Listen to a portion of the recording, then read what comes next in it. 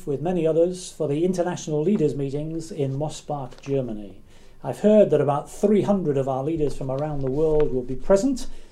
Big issues to look at, and we really appreciate your prayers. Let me just give you an update on our ministry around the world briefly at the beginning of March. Logos 2 is now in the Caribbean, and the first port has been extremely encouraging. Thank you very much for your prayers. Doulos also is having an excellent time in Papua New Guinea, but would appreciate your ongoing prayers as these are critical days for the ship ministry, particularly as we seek God's will for the future of this overall ministry. Moving to world faiths, we were very encouraged in Turkey in January with the outreach in Istanbul. More than 70 participated in that outreach. 80,000 brochures were distributed. Local believers were encouraged to go into service as they witnessed people coming to faith. It's very encouraging to have one Turkish believer actually now serving on Doulos. Just received a very exciting report from the nation of Iran. In the midst of the greatest time of the growth of the church in almost 1,500 years, you won't be surprised to know there's renewed and serious persecution. The Iranian parliament is about to pass new legislation that would make it illegal and automatically punishable by death for any Muslim to change his or her religious faith. We must pray that this law will not be passed. Please pray particularly for the wives of pastors. We find that they often face the brunt of serious intimidation. Recently, one of the pastor's wives was interrogated and their whole family threatened by police. We're involved in various mercy projects seeking to help the church in Iran at this time. In Central Asia, it's the coldest winter for many, many years. In Afghanistan, for example, the National Disasters Management Authority indicates that more than 500 people, mostly the young and the elderly, have died due to cold weather and heavy snow since December. Temperatures are getting down to minus 25. It's the harshest winter in 30 years. Operation Mercy is very active in this situation, distributing food to more than 500 vulnerable families. It's a similar situation in Tajikistan.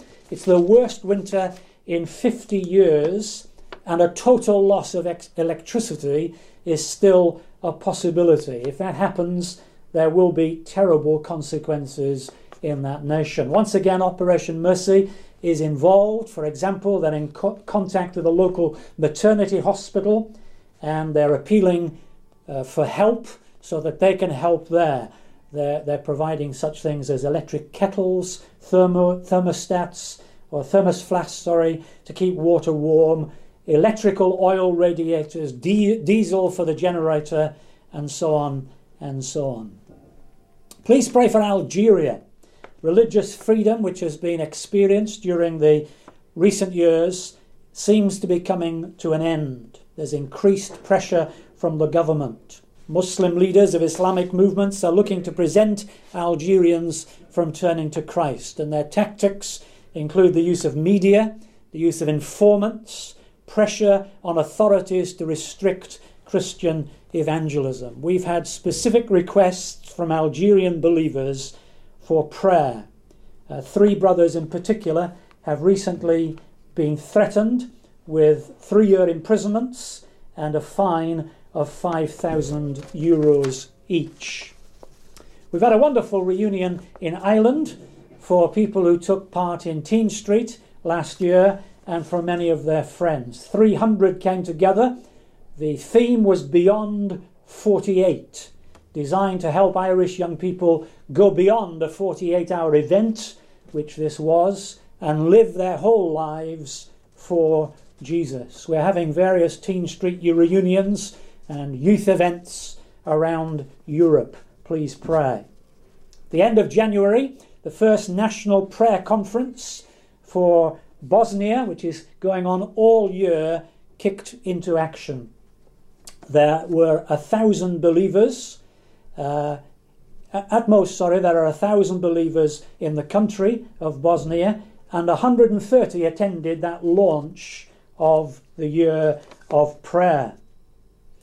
In Sweden, in January, OM celebrated their 50th anniversary. Around 145 gathered in one of Gothenburg's largest churches to hear George Voer speak at an anniversary dinner. After that, about 450 people attended an evening service. Here in Carlisle last Sunday, we had our own 50th celebration. 300 or 400 from the local churches around here came to celebrate with us. And this is happening all over the world throughout our 50th year anniversary.